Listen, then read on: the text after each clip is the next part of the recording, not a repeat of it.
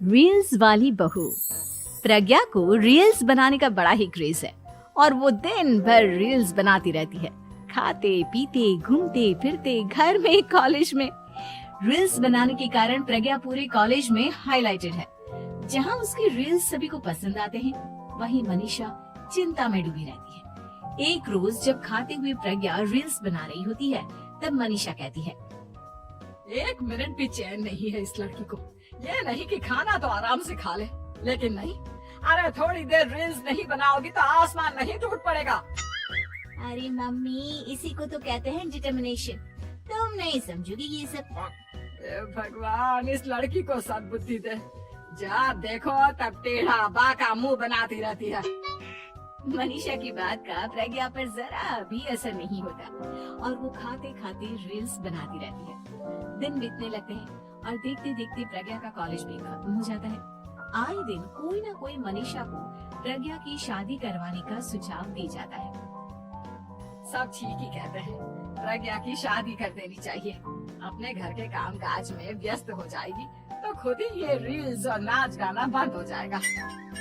मनीषा और प्रेम प्रज्ञा के लिए एक अच्छा लड़का ढूंढने लगते हैं और तभी विकी का रिश्ता प्रज्ञा के लिए आता है, जिसने प्रज्ञा को उसकी रील्स देखकर पसंद कर लिया था।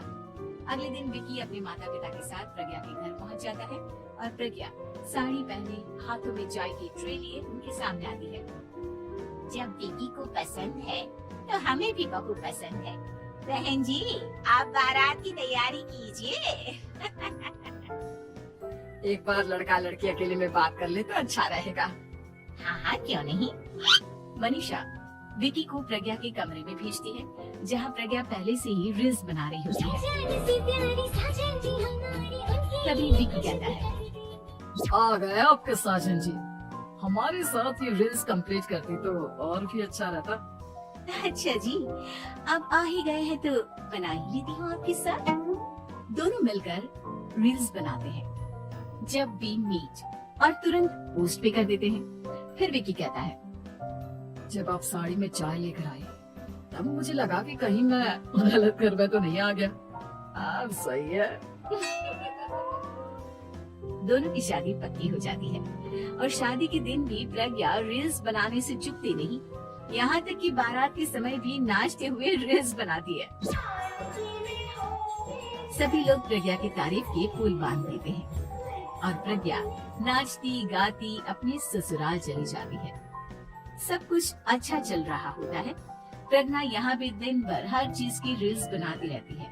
लेकिन कुछ दिनों के बाद जब सुनीता कहती है, बहू, ये रील्स के साथ साथ कुछ काम भी कर लिया करो। वैसे तुझे और क्या क्या बनाना आता है? मम्मी जी, वैसे तो सब कहते हैं कि मैं सब कुछ अच्छा बनाती हूँ, लेकिन मुझे लगता है कि मैगी अच्छा बना लेती हूँ। हाँ, कॉफी भी अच्छा बना लेती हूँ और मुंह तो सबसे अच्छा बना लेती हूँ। अच्छा अच्छा। सुनीता अपना माथा पकड़ लेती है और कहती है, बहू, कुछ खाना बनाना भी सीख लेती। मम्मी जी, मैं लंबी प्लानिंग कर रही हूँ। जल्दी ही मैं इतनी फेमस हो जाऊंगी कि मुझे पैसे मिलने लगेंगे। हम दोनों सास बहू राज करेंगे, राज नौकर काम करेंगे और लोगों की तो लाइन लगेगी हमसे मिलने के लिए। तेरा दिमाग खराब हो गया है क्या बहू? हंसी मजाक तक ठीक है, लेकिन इस तरह घर नहीं चलते। जितना जल्दी हो इस घर के तौर तरीकों को सीख लो। प्रज्ञा मुंह घुमाकर चली जाती है और तुरंत उसी वक्त एक रील बनाती है। ये देख सुनीता का गुस्सा सातवें आसमान पर चला जाता है और विकी के घर आते ही सुनीता उसे सब कुछ बताती है। विकी भी अब प्रज्ञा की इन हरकतों से परेशान हो जाता है।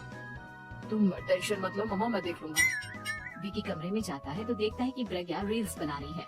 विकी बड़े ही प्यार से प्रज्ञा से कहता है, प्रज्ञा, इन सब के लिए मैं तुम्हें मना नहीं कर रहा हूँ, लेकिन फिर भी हर वक्त तो ये अच्छा नहीं लगता ना। समझने की कोशिश करो, मुझे भी तुम्हारा थोड़ा वक्त चाहिए। मैं जब ऑफिस से आता हूँ तो मुझे समय देने की जगह इसी में लगे रहता हूँ। तुम ज्यादा ही सोच रहे हो। तुम भी मेरे साथ रील्स बनाओ ना, तुम्हें भी बहुत अच्छा लगेगा। तुम्हें इज्जत से कोई बात समझ में नहीं आती क्या? दिमाग खराब हो गया है तुम्हारा इस चकाचौंध से। अगर तुमने अपना रवैया नहीं बदला तो मैं तुमसे दूर चला जाऊंगा। तुम ही रिश्ता लेकर आई थी, मुझे लड़कों की कमी नहीं थी और ना आज है। विकी दरवाजा पटककर चला जाता है। धीरे धीरे विकी प्रज्ञा से दूर होता जाता है। एक रोज मनीषा प्रज्ञा के ससुराल उससे मिलने जाती है।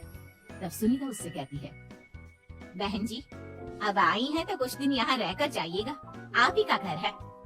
हाँ मम्मी, बहुत दिन हो गए तुम्हारे साथ एक भी रील नहीं बनाई मैंने। प्रज्ञा तुरंत अपने फोन में रील्स ऑन कर लेती है। ये सब मुझसे नहीं होगा। मेरा ये भूत अभी तक नहीं उतरा क्या? बहन जी, आप कुछ कहती नहीं क्या इसे? जब आप ही कुछ नहीं कर पाई तो मैं कर ही क्या सकती हूँ। सास तो वैसे ही बदनाम है। शाम को घर की लाइट चली जाती है और मनीषा प्रज्ञा से कहती है, मेरे घुटनों में बहुत दर्द हो रहा है, तू लाइट का कुछ इंतजाम करना बेटा। अच्छा कैंडल जला देती हूँ मम्मा।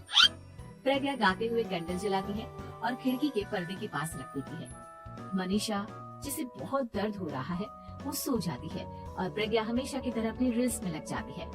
उधर कैंडल की वजह से पर्दा आग पकड़ लेता है और मनीषा के कमरे में आग लग जाती है। बचाओ, कोई है, बचाओ। सभी भागते हैं और विकी कमरे की आग बुझाने में लग जाता है, लेकिन तब तक मनीषा आधी जल चुकी थी। मनीषा की हालत देख प्रज्ञा रोने लगती है। विकी मनीषा को तुरंत हॉस्पिटल ले जाता है और उसे एडमिट कराता है। विकी प्रज्ञा से कहता है, देख लिया ना, तुम्हारे इस नाच गाने की वजह से आज तुम्हारी माँ की जान जाते जाते रह गई। अब पता नहीं तुम और क्या चाहती हो। उधर डॉक्टर कहते हैं, इनकी हालत बहुत नाजुक है, आधे से ज्यादा जल चुकी है। प्रज्ञा रोती हुई मंदिर में जाती है और भगवान के आगे जाकर कहती है, भगवान, मेरी माँ को ठीक कर दो।